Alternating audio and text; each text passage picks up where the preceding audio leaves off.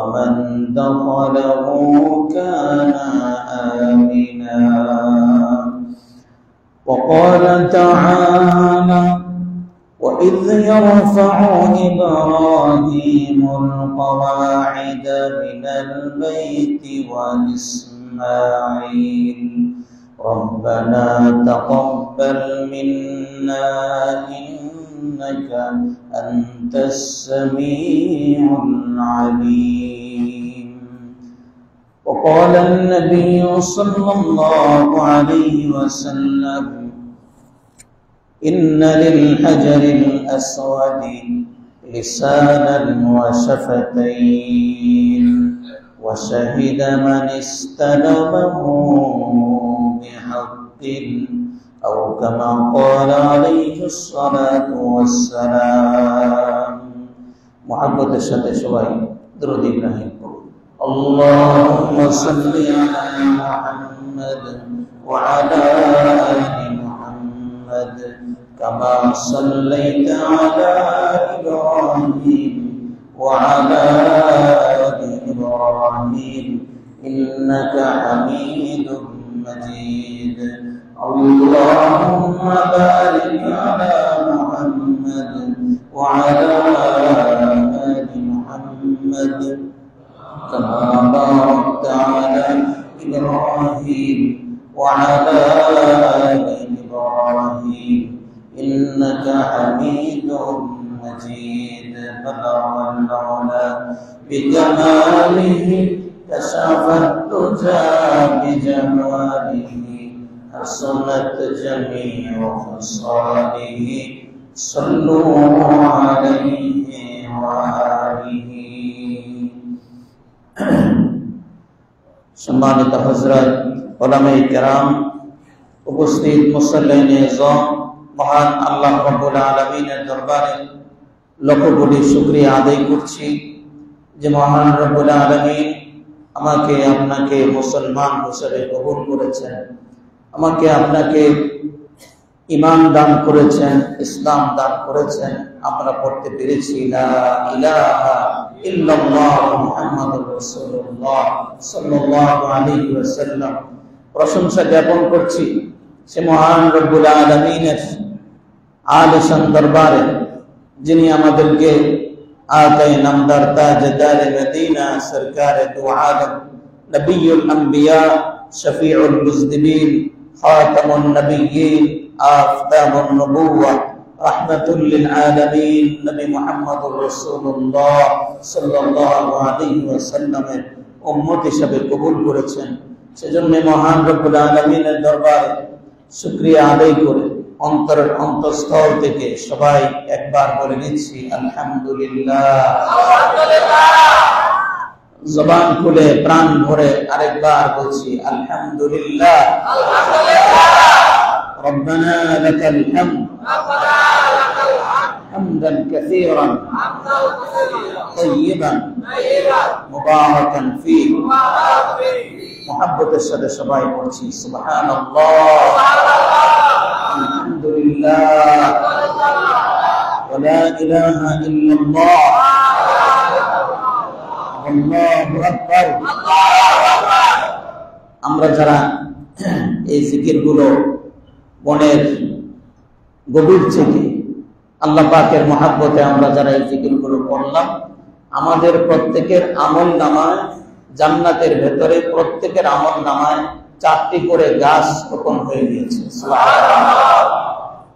এবং সেই গাছগুলো এত বড় রাসূল আরবি জনাবে মুহাম্মদ রাসূলুল্লাহ সাল্লাল্লাহু আলাইহি ওয়াসাল্লাম বলেন, ওই একটি গাছ অতিক্রম করার জন্য, গাছের ছায়া অতিক্রম করার জন্য একজন যুবক যদি একটি শক্তিশালী ঘোড়া নিয়ে ওই গাছের ছায়া অতিক্রম করতে চায়, এক টানা 100 বছর পর্যন্ত দৌড়ানোর পরে ওই যুবক ক্লান্ত হয়ে ঘোড়া নিয়ে পড়ে যাবে, কিন্তু একটি গাছের ছায়া অতিক্রম করা সম্ভব হবে না। আল্লাহ রাব্বুল আলামিন আমাদেরকে সেই জান্নাতের অধিবাসী হিসাবে আমাদেরকে কবুল করেন। আমরা সবাই বলি আমিন। প্যারে হাজরিন, আল্লাহ রাব্বুল আলামিন বান্দাকে জান্নাতের দিকে সবসময় ডাকতে থাকেন। আল্লাহ তাআলা চান বান্দা যেন জান্নাতি হয়ে যায়, বান্দা যেন নেককার হয়ে যায়, বান্দা যেন ভালো হয়ে যায়। যদিও আমরা গুনাহের সাগরে হাবুডুবু খেতে থাকি, যদিও আমরা গুনাহ করতে থাকি, কিন্তু আমার রব, আমার মালিক রহমান এবং রহিম, তিনি বারবার বান্দাকে ডাকতে থাকেন, বান্দা তুমি আমার রহমতের দিকে আসো, আমি আল্লাহ তোমাকে ক্ষমা করে দিতে চাই। সুবহানাল্লাহ। তেমনি আল্লাহর ডাকে সাড়া দিয়ে, মহান রবের ডাকে সাড়া দিয়ে আল্লাহর অসংখ্য মেহমানরা গত সপ্তাহ থেকে পৃথিবীর বিভিন্ন প্রান্ত থেকে আল্লাহর ঘরের মেহমান হয়ে ওনারা রওনা হয়েছেন। কেউ আল্লাহর ঘরে পৌঁছে গিয়েছেন, কেউ রওনা হচ্ছেন, কেউ কিছুদিন পরে রওনা হবেন। সাদা শুভ্র কাপড় পরে আল্লাহর মেহমানরা যখন আল্লাহর ঘরের দিকে রওনা হন, আল্লাহ রাব্বুল আলামিন মেজবান আর হাজী সাহেবরা হলো মেহমান। আল্লাহ রাব্বুল আলামিন তখন দুনিয়ার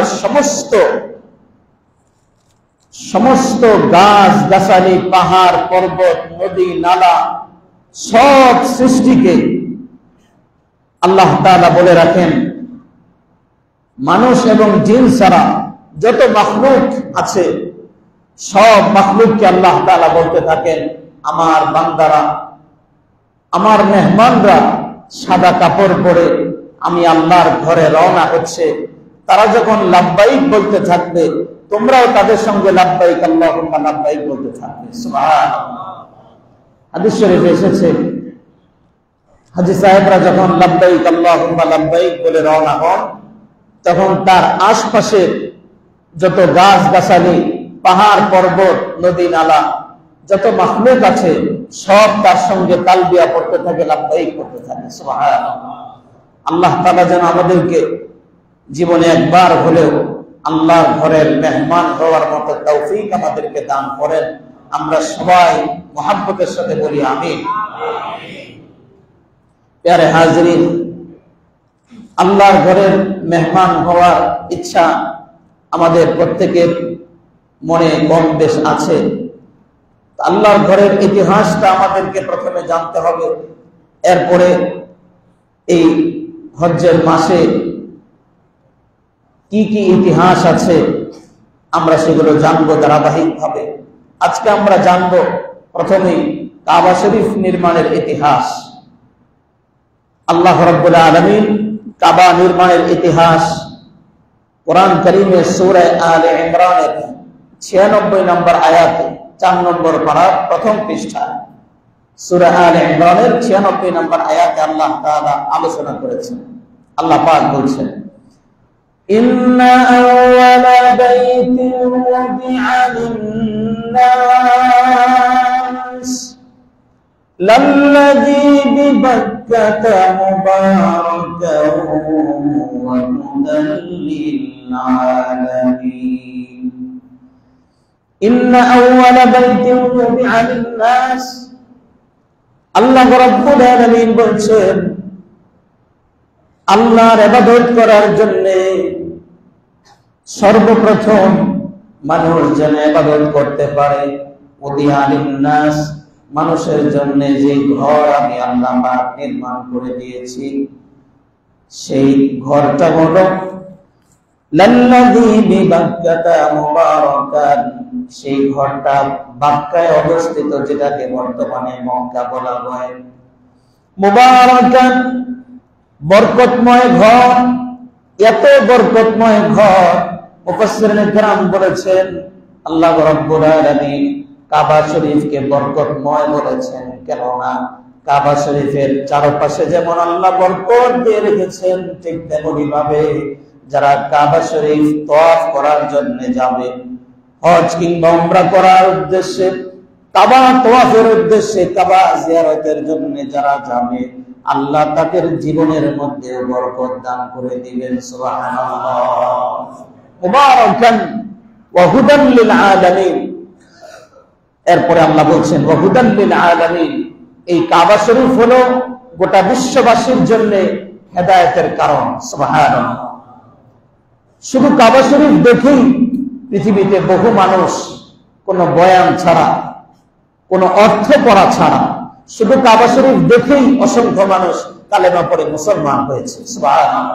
এবং এখনো এই কাবার মধ্যে এমন হেদায়েত, এমন আকর্ষণ আল্লাহ পাক রেখেছেন যে কাবা শরীফ দেখার পরে অনেক মানুষ সেখানে যাওয়ার পরে ভালো হয়ে যায়, নতুন করে আর বয়ান করতে হয় না, শুধু কাবা দেখার পরে তওবা করে ভালো হয়ে যায়, কারণ আল্লাহ পাক সেখানে হেদায়েতের আলো জ্বালিয়ে রেখেছেন। সুবহানাল্লাহ। প্যারা হাজিরিন, সর্বপ্রথম এই পৃথিবীর মানব হলেন হযরতে আদম আলাইহিস সালাম, সর্বপ্রথম নারী হলেন হযরতে হাওয়া আলাইহাস সালাতু ওয়াস সালাম। এই পৃথিবীর সৃষ্টির আগে পৃথিবীর পুরাটা একটা পানি ছিল। আসমান জমিনের সৃষ্টি করার আগে সব কিছু পানি ছিল।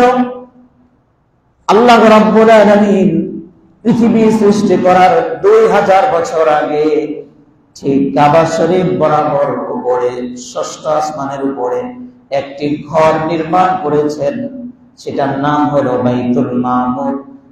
পৃথিবী সৃষ্টি করার হাজার হাজার বছর আগে সেখানে ফেরেশতারা যেন তোয়াফ করতে পারে, সেখানে আল্লাহ পাক একটি ঘর নির্মাণ করেছেন, তার নাম হলো বাইতুল মামুর। সুবহানাল্লাহ।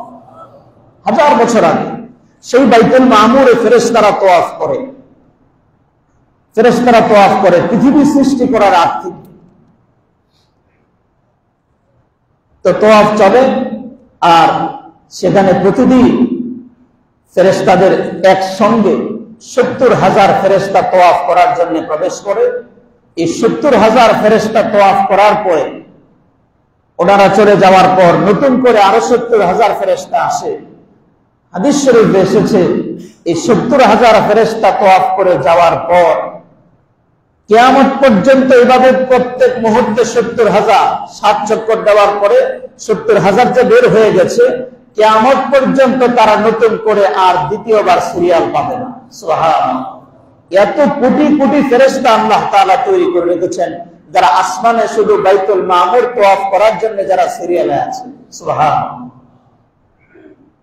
তাহলে কত কোটি, কত মিলিয়ন বিলিয়ন, এটা আল্লাহ ভালো জানেন। আল্লাহ রাব্বুল আলামিন সিদ্ধান্ত নিলেন এই পৃথিবীতে বাইতুল মামুর বরাবর আরেকটা ঘর হবে, সেটার নাম হবে বাইতুল্লাহ, যেটার নাম হবে আল কাবাতুল মুশাররাফা।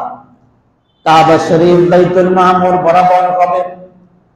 দুনিয়াতে যত ফেরেশতাদের বসবাস, দুনিয়ায় জমিনে যত ফেরেশতারা বিভিন্ন দায়িত্বে নিয়োজিত, ওই ফেরেশতারা বাইতুল মামুর তোয়াফ না করে কাবা শরীফ তোয়াফ করবে। তাদের জন্য আল্লাহ রাব্বুল আলামিন আরেকটা বাইতুল্লাহ নির্মাণ করলেন, যেটার নাম হলো কাবা শরীফ। ওই কাবা শরীফ নির্মাণ করার জন্য পানিকে আল্লাহ তাআলা অর্ডার করলেন, পানি তুমি ঢেউ উঠাও। তখনও পৃথিবী সৃষ্টি হয়নি, শুধু পানি। পানিতে প্রচন্ড ঢেউ ওঠার পর সেখান থেকে ফেনা হলো। তাফসীরে ইবনে কাসীর, তাফসীরে বাগাবীতে এসেছে বিরাট বড় একটি ফেনা জমে গেল, সাদা ফেনা। সেই ফেনাকে আল্লাহ রাব্বুল আলামিন অর্ডার করলেন, তুমি স্থির হয়ে যাও। ফেনা স্থির হয়ে গেল। সেই ফেনার নিচে আল্লাহ রাব্বুল আলামিন একটু মাটি জাগিয়ে দিলেন, মাটি সৃষ্টি করে দিলেন। পৃথিবীর সর্বপ্রথম এই জমিনের মাটি ওই ফেনার নিচে আল্লাহ পাক তৈরি করলেন। সেই মাটিটা হলো কাবা শরীফের নিচের মাটি। সুবহানাল্লাহ। পৃথিবীর একেবারে মাঝ বরাবর মিডল পয়েন্টে আল্লাহ রাব্বুল আলামিন সেখানে ফেনা তৈরি করে ফেনার নিচে মাটি তৈরি করলেন। সেখানে কাবা শরীফ নির্মাণ হবে। আল্লাহ তাআলা ফেরেশতাদেরকে বললেন, সর্বপ্রথম যে মাটিটা আমি তৈরি করলাম জমিনের, সেই মাটিটা হলো কাবা শরীফের মাটি। সুবহানাল্লাহ। তারপরে জমিন সৃষ্টি হলো, 7 আসমান সৃষ্টি হলো, 7 জমিন সৃষ্টি হলো। আল্লাহ তাআলা ফেরেশতাদেরকে বললেন, সেখানে একটি ঘর নির্মাণ করো। ঠিক বাইতুল মামুরের মতো করে একটি ঘর তোমরা বানাও। ফেরেশতারা সবাই মিলে অল্প সময়ে বাইতুল মামুরের মতো একটি ঘর নির্মাণ করলেন পাথর দিয়ে। সেই বাইতুল মামুরে সর্বপ্রথম ফেরেশতাদেরকে আল্লাহ তাআলা বললেন, তোমরা এটাকে তওয়াফ করে প্রথম উদ্বোধন করো। ফেরেশতারা তওয়াফ করলেন। এরপরে একটানা কয়েক হাজার বছর ফেরেশতারাই শুধু তওয়াফ করছেন। এখানে তখন মানুষ সৃষ্টি হয়নি। আল্লাহ রাব্বুল আলামিন আদম আলাইহিস সালামকে সৃষ্টি করে পৃথিবীতে প্রেরণ করলেন। ইতিহাস আমরা জেনেছি, আদম আলাইহিস সালাম পৃথিবীতে আগমন করার পর তিনি আল্লাহ তাআলার কাছে ফরিয়াদ করলেন, রব্বুল আলামিন, এমন একটি ঘর আমি চাই, এমন একটি কিবলা আমি চাই যেদিকে ফিরে আমি নামাজ পড়লে আমার মনটা ভরবে। আল্লাহ তাআলা বললেন যে আমি একটি জায়গা নির্ধারণ করেছি, ওই জায়গায় গিয়ে আপনি নামাজ আদায় করবেন, ওই জায়গায় আপনি আবার নতুন করে পুনর্নির্মাণ করবেন। কয়েক হাজার বছর আগে একটি ঘর নির্মিত হয়েছে। জিবরাইল আলাইহিস সালাম আদম আলাইহিস সালামের কাছে আসলেন, এসে বললেন, আপনি চলুন মক্কা শরীফ, পৃথিবীতে আর কোনো মানুষ নেই, কোনো ঘর বাড়ি নেই, কোনো মানুষ নেই, একজনই মানুষ, তার নাম কি? আদম আলাইহিস সালাম। একজনই মানুষ। ওনাকে নিয়ে জিবরাইল আলাইহিস সালাম গেলেন। সেখানে গিয়ে দেখালেন, এই জায়গায় দেখুন একটি ঘর পড়ে আছে, এই ঘরটা হলো বাইতুল্লাহ। তবে আল্লাহ রাব্বুল আলামিন সিদ্ধান্ত নিয়েছেন, এই ঘর আবার নতুন করে আপনার হাত দিয়ে, আপনি যেহেতু সমস্ত বনি আদমের পিতা, আপনার হাত দিয়ে নতুন করে নির্মাণ করা হবে। নির্মাণ করার পরে সমস্ত মানুষের মধ্য থেকে সবার আগে এই ঘর আপনি তওয়াফ করবেন। সুবহানাল্লাহ। আদম আলাইহিস সালামকে দিয়ে আল্লাহ রাব্বুল আলামিন আবার বাইতুল্লাহকে পুনর্নির্মাণ করালেন। আদম আলাইহিস সালাম বাইতুল্লাহর পুনর্নির্মাণ করলেন। বাইতুল্লাহর পুনর্নির্মাণ করার পরে আল্লাহ রাব্বুল আলামিন আদেশ করলেন, আপনি সর্বপ্রথম মানব হিসাবে আপনি কাবা শরীফের সামনে সিজদা করুন, এখানে তওয়াফ করুন। আদম আলাইহিস সালাম সবার আগে তওয়াফ করেছেন। সুবহানাল্লাহ। এটা হলো কাবা শরীফের প্রথম ইতিহাস।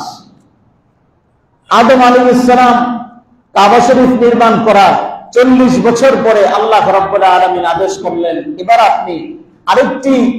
আমি আল্লাহর জন্য আরেকটি ঘর নির্মাণ করবেন, সেটা হবে ফিলিস্তিনে, সেটার নাম হলো বাইতুল মুকাদ্দাস, মসজিদে আকসা।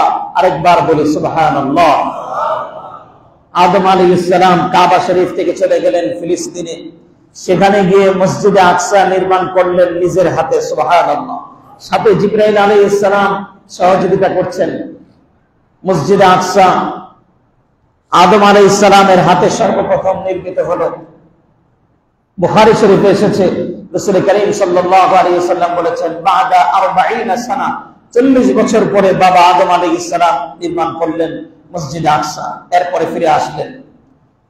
আদম আলাইহিস সালামের সন্তানরা কাবা শরীফ তওয়াফ করছে। আল্লাহ তাআলা জানিয়ে দিলেন, ওগো আমার নবী আদম, আপনি জেনে রাখুন, আপনার পৃথিবীতে আগমনের আরো 1000 বছর আগ থেকেই ফেরেশতারা কাবা শরীফ তওয়াফ করে যাচ্ছে। কখনো যদি কোনো সমস্যা হয়, মানুষ যদি কাবা শরীফে আসতে নাও পারে, ফেরেশতাদের তওয়াফ কোনোদিন বন্ধ হবে না। সুবহানাল্লাহ। চলতেই থাকবে। পৃথিবীর সৃষ্টির পর থেকে এবং কাবা শরীফ সৃষ্টির পর থেকে আজ পর্যন্ত তওয়াফ বন্ধ হয়নি। কিয়ামত পর্যন্ত কোনোদিন তওয়াফ বন্ধ হবে না। যদি মানুষ তওয়াফ করতে নাও যায়, আল্লাহ তাআলা ফেরেশতাদেরকে দিয়ে তওয়াফ করাবেন। আদম আলাইহিস সালাম চলে যাওয়ার পর হযরত নূহ আলাইহিস সালামের সময়, নূহ আলাইহিস সালামের প্লাবনের কথা আমরা শুনেছি, এর ইতিহাস আলোচনা হয়েছে জুমা। গোটা পৃথিবী ডুবে গেল। পৃথিবীর 1 ইঞ্চি জায়গাও পানির উপরে ছিল না। পৃথিবীর সবচেয়ে উঁচু যে পাহাড়, সেই পাহাড়ের উপরে নূহ আলাইহিস সালামের সন্তান কেনান গিয়ে উঠল। সে মুসলমান হয়নি, সে ছিল কাফের। সে পাহাড়ের উপরে উঠে নূহ আলাইহিস সালামকে ডেকে বলছে, বাবা, সবচেয়ে উঁচু পাহাড়ে আমি উঠেছি, এত উঁচুতে পানি উঠতে পারবে না, কিন্তু আল্লাহ তাআলা সিদ্ধান্ত নিয়েছেন সমস্ত কাফের মুশরিকদেরকে ডুবিয়ে দিবেন। আল্লাহ তাআলা পানিকে অর্ডার করলেন, যাও সাগরকে ডুবিয়ে দাও, কেরানকেও ডুবিয়ে দাও। এই পাহাড়টা পানি থেকে আরো প্রায় 40 ফিট নিচে চলে গিয়েছে। সুবহানাল্লাহ। সব ডুবে গেল। কাবা শরীফের কাছে যখন পানি পৌঁছে গেল, আল্লাহ রাব্বুল আলামিন কাবা শরীফকে উঠিয়ে চতুর্থ আসমানে নিয়ে রেখে দিলেন। সুবহানাল্লাহ। জিবরাইল আলাইহিস সালামের মাধ্যমে চতুর্থ আসমানে নিয়ে রাখলেন। নূহ আলাইহিস সালাম চলে গেলেন। নূহ আলাইহিস সালামের পরে আরেকটি জাতি আসলো, যাদের নাম হলো জুরহুম, আমালেকা। এই জাতি আসার আগে ইব্রাহিম আলাইহিস সালাতু ওয়াস সালাম, আমাদের মুসলিম জাতির পিতা হযরত ইব্রাহিম আলাইহিস সালাম এই পৃথিবীতে আগমন করলেন। ইব্রাহিম আলাইহিস সালাতু ওয়াস সালামের ইতিহাস আমরা জেনেছি, কিছু কিছু ইতিহাস আলোচনা হয়েছে। ইব্রাহিম আলাইহিস সালাতু ওয়াস সালামকে আল্লাহ রাব্বুল আলামিন বললেন, ওগো ইব্রাহিম খলিলুল্লাহ, আপনি আপনার সন্তান ইসমাইলকে সাথে নিয়ে আপনি কাবা শরীফ আবার নির্মাণ করুন। ইব্রাহিম আলাইহিস সালাম ওনার ছোট সন্তান ইসমাইল আলাইহিস সালাম বয়স একেবারে অল্প, মাত্র 13 থেকে 14 বছর বয়স, সাথে নিয়ে গেলেন কাবা শরীফ নির্মাণ করবেন। কোন জায়গায় কাবা শরীফ জায়গা নির্ধারণ করতে পারছেন না। আল্লাহ রাব্বুল আলামিন সূরা হজ্জের 26 নম্বর আয়াতে আল্লাহ বলেন, আমি নিজে ইব্রাহিমকে কাবা শরীফের কোন জায়গায় হবে আমি সেখানে ফেরেশতাদের মাধ্যমে ডাক দিয়েছি। সুবহানাল্লাহ।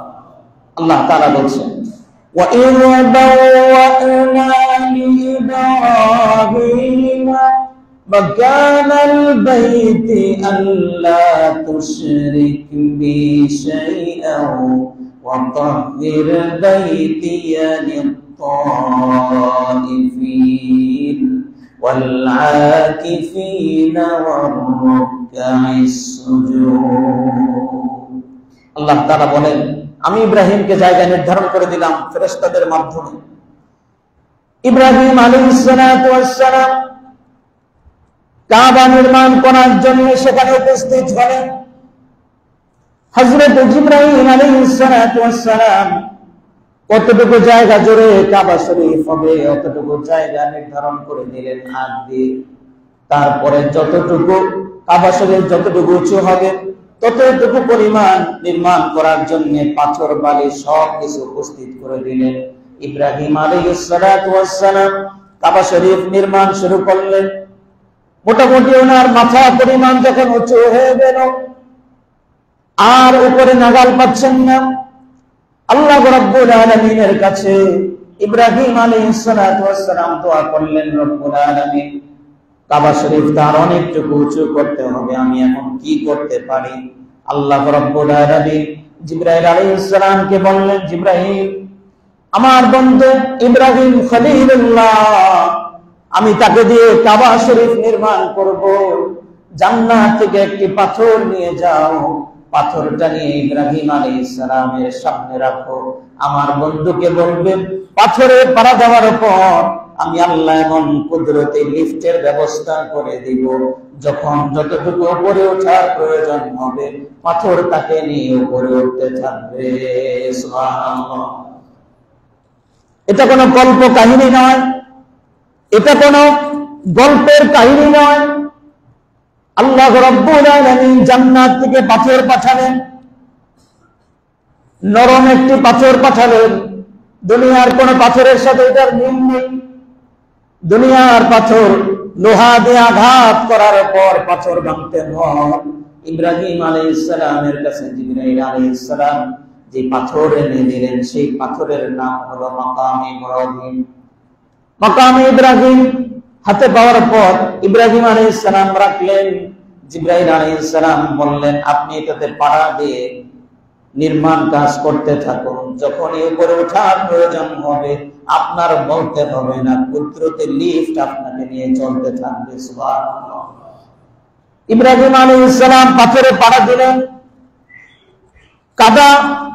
কাদা মাটির মধ্যে, নরম কাদা মাটির মধ্যে পা রাখলে যেমন পায়ের ছাপ পড়ে যায়, আল্লাহ রাব্বুল আলামিন কিয়ামত পর্যন্ত সমস্ত মানুষ যেন ইব্রাহিম আলাইহিস সালামের পায়ের ছাপ দেখতে পায়, আল্লাহর কুদরতি নিদ দেখতে পায়, জান্নাতের পাথর দেখতে পায়।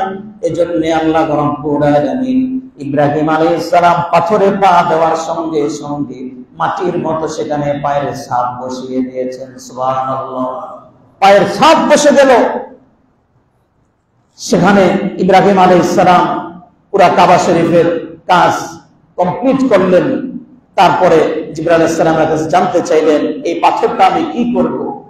আল্লাহ রাব্বুল আলামিন জিবরাইল আলাইহিস সালামের মাধ্যমে জানিয়ে দিলেন, এই পাথরটা কাবা শরীফের পাশে স্থাপিত থাকবে এখানে, যাতে করে আমার মেহমানরা, আমার ঘরের মেহমানরা কাবা শরীফে এসে মাকাম ইব্রাহিম দেখে তাদের চোখ যেন শীতল হয়ে যায়, তাদের অন্তর যেন শীতল হয়ে যায়। কিয়ামত পর্যন্ত মাকাম ইব্রাহিম নামক এই পাথরটা আমি আল্লাহ এখানে রেখে দিব। সুবহানাল্লাহ। ভাইরা আমার, ইসলাম যে সত্য, আল্লাহ যে সত্য, কোরআন সত্য, তার অসংখ্য প্রমাণের মধ্যে একটি প্রমাণ হলো মাকাম ইব্রাহিম আল্লাহ রাব্বুল আলামিন হাজার হাজার বছর ধরে কাবা শরীফের সামনে রেখে দিয়েছেন। ১৫০০ বছর আগে আল্লাহ রাব্বুল আলামিন মাকাম ইব্রাহিমের আলোচনা করেছেন। আল্লাহ বলেছেন, ফীহি আয়াতুম বাইনাতুম মাকামু ইব্রাহিম। সেখানে মাকাম ইব্রাহিম রয়েছে। সেই মাকাম ইব্রাহিম ইসলামের সত্যতা বহন করে, কোরআনের সত্যতা বহন করে, আল্লাহর একত্ববাদের সত্যতা বহন করে আজ পর্যন্ত মাকাম ইব্রাহিম সেখানে রয়ে গিয়েছে এবং কিয়ামত পর্যন্ত থাকবে। একজন মানুষ ঈমান আনার জন্য একটি মাকামে ইব্রাহিমই যথেষ্ট। চিল্লায়ে বলি আল্লাহু আকবার। ইসলামকে মিথ্যা প্রমাণ করার জন্য যারা চেষ্টা করে, এই সমস্ত নিদর্শন তারা কোনোদিন মুছে ফেলতে পারবে না। আর এক একটি নিদর্শনই একজন মানুষের ঈমান আনার জন্য যথেষ্ট। সুবহানাল্লাহ। ইব্রাহিম আলাইহিস সালাতু ওয়াস সালাম কাবা শরীফ নির্মাণ করার পর ওনার সন্তান, কলিজার সন্তান ইসমাঈলের হাতে ধরে আল্লাহর কাছে দোয়া করলেন, রব্বানা তাকাব্বাল মিন্না ইন্নাকা আনতাস সামিউল আলিম। এই দোয়া আল্লাহর কাছে এত পছন্দ হয়েছে, এত পছন্দ হয়েছে, আল্লাহ তাআলা দোয়াটাকে কোরআনে কারিমে উল্লেখ করে দিয়েছেন। সুবহানাল্লাহ। সূরা বাকারার ১২৭ নম্বর আয়াতে আল্লাহ তাআলা পুরো দোয়া উল্লেখ করেছেন। ইব্রাহিম আলাইহিস সালাম আল্লাহর কাছে দোয়া করলেন, রব্বুল আলামিন, আমি আমার সন্তানকে নিয়ে কাবা শরীফ নির্মাণ করলাম। আয় আল্লাহ, এই কাবা শরীফে পরবর্তীতে আপনার বান্দারা যে আসবে তারা কিভাবে আসবে? আল্লাহ তাআলা ডাক দিয়ে বললেন, ওয়াআযযিন ফিন নাসি বিল হজ্জি ইয়াতুকা রিজালা ওয়া আলা কুল্লি দামিরি ইয়াতিনা মিন কুল্লি ফাজ্জিন আমিন। চিল্লায়ে বলি আল্লাহু আকবার। কার কথা? আরো জোরে বলেন, কার কথা? আল্লাহ। আল্লাহ তাআলা বলছেন, ইব্রাহিম তুমি যাও, তুমি গিয়ে পাহাড়ের উপরে উঠে মানুষদেরকে হজের দাওয়াত দাও। তখন মক্কা শরীফে মানুষজন নেই, কয়েকটা মাত্র ঘর, কোনো মানুষ নেই। ইব্রাহিম আলাইহিস সালাতু ওয়াস সালাম কাবা শরীফের কাছে জাবালে আবি কুবাইসের উপরে উঠলেন। যেই পাহাড়ের নিচে দাঁড়িয়ে আল্লাহর হাবিব চাঁদকে 2 টুকরা করেছিলেন, সেই জাবালে আবি কুবাইসের উপরে উঠে হযরত ইব্রাহিম আলাইহিস সালাতু ওয়াস সালাম মানুষদেরকে হজের জন্য দাওয়াত দিবেন। পাহাড়ে ওঠার সময় আল্লাহর কাছে জানতে চাইলেন, রব্বুল আলামিন, আমি যদি ডাক দেই হয়তো মক্কা শরীফের কিছু মানুষ আমার আওয়াজ শুনবে, কিন্তু পৃথিবীর সব মানুষ কিভাবে হজের দাওয়াত পাবে আমি জানতে চাই। তাফসীরের কিতাবে এসেছে, আল্লাহ রাব্বুল আলামিন ইব্রাহিম আলাইহিস সালামকে ডেকে বললেন, ইব্রাহিম তুমি পাহাড়ের উপরে উঠে হজের জন্য মানুষকে দাওয়াত দাও, মানুষকে দাওয়াত দেওয়ার দায়িত্ব তোমার। আর পৃথিবীর সমস্ত মানুষের কানে কানে এই হজের দাওয়াত পৌঁছে দেওয়ার দায়িত্ব আমি আল্লাহ। সুবহানাল্লাহ। ইব্রাহিম আলাইহিস সালাম ডাক দিলেন, ইয়া বনি আদম, ইয়া বনি আদম, ইন্নাল্লাহা বানা বাইতান লিল্লাহ। ইব্রাহিম আলাইহিস সালাম পাহাড়ের উপরে উঠে ডাক দিয়ে বললেন, ওগো পৃথিবীবাসী, শুনে রাখো, আল্লাহ রাব্বুল আলামিন একটি ঘর নির্মাণ করেছেন ইবাদত করার জন্য। সবাই তোমরা এই ঘরে ইবাদত করার জন্য আসবে। হাদিস শরীফে এসেছে, তখন পৃথিবীর যত মানুষ পৃথিবীতে ছিল, যাদের ভাগ্যে হজ ছিল, তাদের প্রত্যেকের কানে কানে আল্লাহ রাব্বুল আলামিন দাওয়াত পৌঁছে দিয়েছেন। সুবহানাল্লাহ। শুধু তাই নয়, কিয়ামত পর্যন্ত যত মানুষ এই পৃথিবীতে আসবে, সবার কানে কানে ইব্রাহিম আলাইহিস সালামের আওয়াজ আল্লাহ পাক পৌঁছে দিয়েছেন। সুবহানাল্লাহ। আমরাও শুনেছি, যারা সেদিন লাব্বাইক বলতে পেরেছিল, তাদেরকে আল্লাহ পাক জীবনে একবার হলেও আল্লাহর ঘরে গিয়ে লাব্বাইক বলার তৌফিক আল্লাহ দান করবেন। একবার প্রাণ ভরে মুহাব্বতের সাথে বলি সুবহানাল্লাহ। এই সৌভাগ্য সবার নসিব হবে না, এই সৌভাগ্য সবার হবে না। তবে যাদের অন্তরে আল্লাহর মুহাব্বত আছে, ভালোবাসা আছে, আল্লাহ তাআলা এনিহাও যেভাবেই হোক আল্লাহ তাদেরকে আল্লাহর ঘরের মেহমান অবশ্যই বানাবেন। আল্লাহ যেন আমাদেরকে কবুল করেন। হাত তুলে সবাই বলি আমিন। আল্লাহ তুমি আমাদেরকে তোমার ঘরের মেহমান হিসাবে কবুল করো, সবাই বলি আমিন। ইব্রাহিম আলাইহিস সালাম হজ্জের জন্য দাওয়াত দিলেন, বহু মানুষ হজের জন্য রওনা হলেন। এখনো পর্যন্ত পৃথিবীর মানুষ হজ করে যাচ্ছে কাবা শরীফ। এরপরে আরেক জাতি আসলো, আমালিকা জাতি, তারা আবার পুনর্নির্মাণ করলো। এরপরে আসলো জুরহুম জাতি, তারাও পুনর্নির্মাণ করলো। এরপরে আমাদের নবী, বিশ্ব নবী জনাবে মুহাম্মদুর রাসূলুল্লাহ সাল্লাল্লাহু আলাইহি ওয়াসাল্লাম পৃথিবীতে আগমন করলেন। ওনার বয়স তখন 35 বছর। কুরাইশের লোকজন সিদ্ধান্ত নিল, কাবা শরীফকে আবার অনেক বছর হয়ে গেছে, আমরা নতুন করে একটু সুন্দর করে আবার নির্মাণ করি।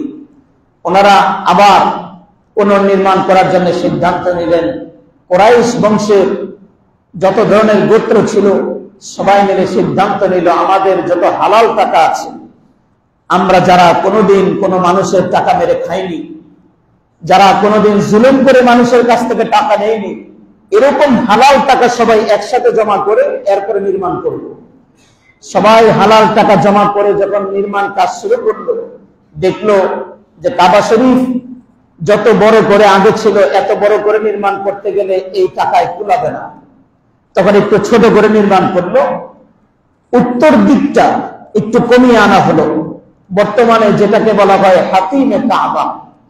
কাবা শরীফের পাশে দেখবেন একটু দেয়াল ঘেরা একটু জায়গা আছে, এটাকে বলা হয় হাতিমে কাবা। এতটুকু পর্যন্ত কাবা শরীফ ছিল। পরবর্তীতে ওনাদের টাকায় না কোলানোতে কমিয়ে তারপরে এতটুকু নির্মাণ করলো।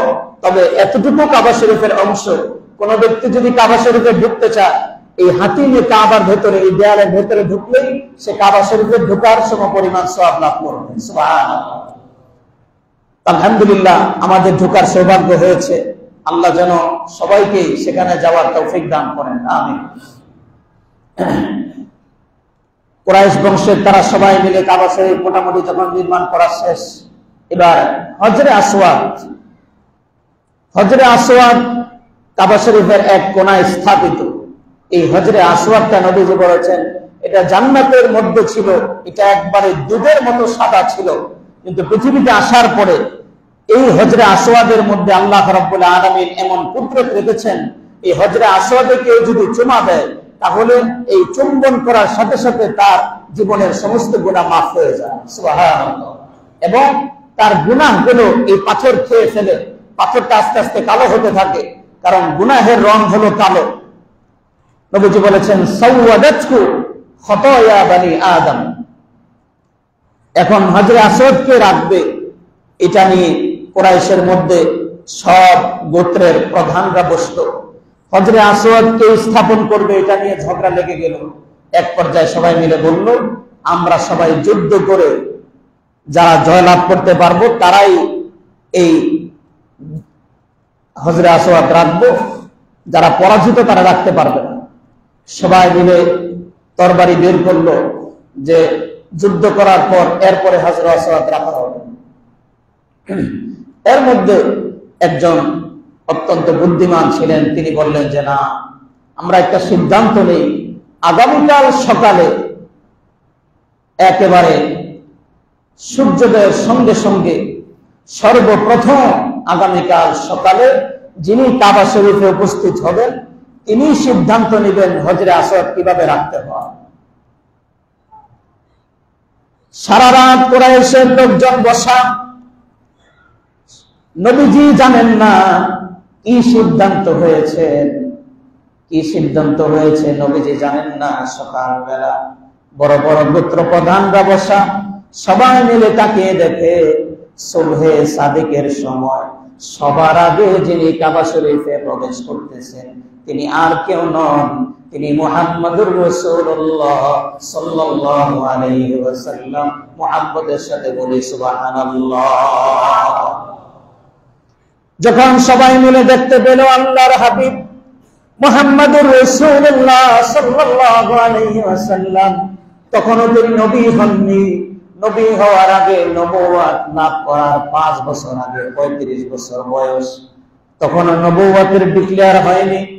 কিন্তু কাবা শরীফ, মক্কা শরীফের সমস্ত মানুষ ওনাকে আল আমিন বলে উপাধি দিয়েছে, সত্যবাদী বলে উপাধি দিয়েছে। সবাই মিলে দাঁড়িয়ে গেল, ডেকে বলল, মুহাম্মদ আল আমিন, আমরা তো এমন একজন মানুষই খুঁজতেছিলাম যে সিদ্ধান্ত নিবে হজরে আসওয়াদকে স্থাপন করবে। আল্লাহর হাবিব সব গোত্র প্রধানদেরকে বসিয়ে বললেন, তোমরা কি আমার সিদ্ধান্ত গ্রহণ করবে? সবাই বলল হ্যাঁ হ্যাঁ, যদিও তোমার বয়স 35, কিন্তু আমরা জানি তুমি এমন একজন সত্যবাদী, জীবনে কোনোদিন আমরা তোমাকে মিথ্যা বলতে শুনিনি, জীবনে কোনোদিন আমরা কাউকে ধোঁকা দিতে দেখিনি, তোমার সিদ্ধান্ত আমরা গ্রহণ করব। নবীজি বললেন, ঠিক আছে, সিদ্ধান্ত যদি আমারটা মানো তাহলে আমি সিদ্ধান্ত দিব সব গোত্র প্রধানরা সবাই মিলে হজরে আসওয়াদটা একটা কাপড়ের উপরে রাখা হবে। কাপড়ের 4 কোণ ধরে চারপাশ থেকে গোত্র প্রধানরা কাপড়টা উঠিয়ে কাবা শরীফের কোনা বরাবর যাওয়ার পরে হজরে আসওয়াদটা আমি আমার হাত দিয়ে সেখানে রাখতে চাই। সুবহানাল্লাহ। এই যে ঘটনা ঘটছে, বলেন ঘটাচ্ছেন কে? আল্লাহ। নবীজি বললেন, কাপড়ের মধ্যে হজরে আসওয়াদ কে রাখবেন? সবাই মিলে বললেন, আপনি রাখবেন, আপনার হাতে হজরে আসওয়াদ কাপড়ের উপরে রাখবেন। নবীজি হজরে আসওয়াদ নিয়ে কাপড়ের উপরে রাখলেন। সবাই মিলে কাপড় ধরে একেবারে কাবা শরীফের কোনা বরাবর যাওয়ার পরে নবীজি বললেন, এবার আমি হজরে আসওয়াদটা যদি কাবা শরীফের মধ্যে স্থাপন করি তোমরা কি অসন্তুষ্ট হবে? সবাই বলল, না না, তুমি যদি রাখো আর কোনোদিন ঝগড়া হবে না। আল্লাহ রাব্বুল আলামিন নবীজির হাত মোবারক দিয়ে হজরে আসওয়াদ কাবা শরীফের মধ্যে স্থাপন করে দিয়েছেন। সুবহানাল্লাহ। সেই হজরে আসওয়াদ ইতিহাসের সাক্ষী হয়ে আজও আছে। নবীজি বলেছেন, আমি আল্লাহর কসম করে বলি, ওয়াল্লাহি লা ইয়াবআসান্নাহু ইয়াউমাল কিয়ামাহ, আল্লাহ তাআলা হজরে আসওয়াদকে কিয়ামতের দিন উপস্থিত করবেন। এরপরে আল্লাহ তাআলা হজরে আসওয়াদকে 2টা চোখ দান করবেন আর তাকে আল্লাহ তাআলা কথা বলার শক্তি দান করবেন। যত মানুষ কিয়ামত পর্যন্ত হজরে আসওয়াদে গিয়ে চুমা দেবে, ওই মানুষদেরকে চিনে চিনে হজরে আসওয়াদ বলতে থাকবে, আল্লাহ তোমার এই বান্দা, তোমার এই মেহমান আমাকে চুম্বন করেছিল, আল্লাহ তুমি তাকে মাফ করে দাও। নবীজি বলেন, হজরে আসওয়াদের এই সুপারিশের বিনিময়ে আল্লাহ তাআলা তার বান্দাদেরকে মাফ করে দিবেন। সুবহানাল্লাহ। তবে নবীজি বলেছেন, কেউ যদি দূর থেকেও হজরে আসওয়াদ চুমা দেয় তাকেও আল্লাহ তাআলা মাফ করবেন, তার সুপারিশও গ্রহণ করা হবে তার জন্য। তো আল্লাহ রাব্বুল আলামিন আমাদেরকে হজ করার মতো শক্তি সামর্থ্য আমাদের সবাইকে আল্লাহ দান করেন, সবাই বলি আমিন। কাবা শরীফের নির্মাণের সংক্ষিপ্ত ইতিহাস আমরা জানলাম। আগামী সপ্তাহে আমরা জানবো হজ করা কি সওয়াব, হজ করলে আল্লাহ রাব্বুল আলামিন কি কি সওয়াব দান করেন, কি কি বরকত দান করেন, কাদের উপরে হজ করা ফরজ, এই বিষয়গুলো আমরা জানবো আল্লাহ যদি তৌফিক দান করেন। এবার আপনাদের কাছে জানতে চাই, হজ আপনাদের করার ইচ্ছা আছে না নাই? কার কার ইচ্ছা আছে? মাশাআল্লাহ, সবাই বলি লিল্লাহি তাকবীর, লিল্লাহি তাকবীর। হজ্জে যাওয়ার জন্য এখন থেকেই নিয়ত করেন আর এখন থেকে চেষ্টা করেন। সম্ভব হলে প্রতিদিন 10 টাকা করে হলেও জমানো শুরু করেন। যদি আপনি জমাতে থাকেন আর আপনার নিয়ত 100-তে 100 থাকে যে আমি যাবই, তাহলে আল্লাহ বলেন আমার বান্দা যদি আমার প্রতি ধারণা করে যে আল্লাহ আমাকে যেমনি হোক হজ করাবেন, আল্লাহ বলেন আমি আসলে তাকে হাজী বানায় দিব। সুবহানাল্লাহ, হজ করার তৌফিক আমি দান করব। অসংখ্য মানুষকে নিজের চোখে আমরা দেখেছি যাদের কোনো তৌফিক ছিল না, রিকশা চালায়, দিন মজুরির কাজ করে, কিন্তু প্রচন্ড ইচ্ছার কারণে আল্লাহ পাক হজ করার তৌফিক দিয়েছেন। আল্লাহ এই হজের মাস শুরু হয়েছে, আল্লাহ যেন আমাদেরকেও হজ্জের ইহরাম পরে আল্লাহর মেহমান হওয়ার মতো সৌভাগ্য আমাদেরকে দান করেন। এই 2 চোখ দিয়ে যেন কাবা আমরা দেখতে পাই, সেই তৌফিক যেন আল্লাহ দান করেন, সবাই বলে আমিন। কাবা শরীফ দেখলে কি সওয়াব, কাবা শরীফ ধরলে কি সওয়াব, নবীজির রওজার সামনে গেলে কি সওয়াব, এই বিষয়গুলো আমরা আগামী জুমায় জানবো। আল্লাহ যদি তৌফিক দান করেন, আমিন। ওয়া আখির দাওয়ানা আলহামদুলিল্লাহি রাব্বিল আলামিন। আসসালামু আলাইকুম ওয়া রাহমাতুল্লাহ।